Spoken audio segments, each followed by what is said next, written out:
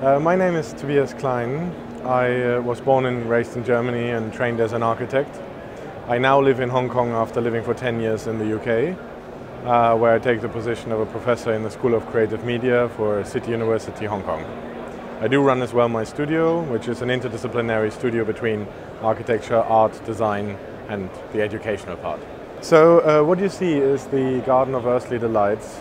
Well, it's obviously not my work in the sense that Hieronymus Bosch did it as a triptych altarpiece around 1,000 years ago actually.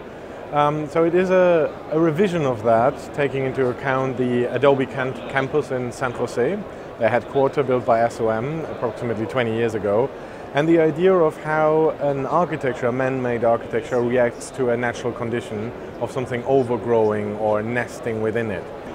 The pieces you see there are actually, particularly the colorful pieces, are linked to the magnetic resonance imaging data of my own body. So there's something quite deeply embodied of this piece that then obviously as fragments and found elements have made their way further into the object, and then particularly into the gradient color spectrum of this kind of wilderness that juxtaposes the architectural man-made environment as it stands. We saw yesterday the keynote of the Vice President of Photoshop mentioning quite strongly the relationship between technologies and creatives pushing then the envelope of a creative medium.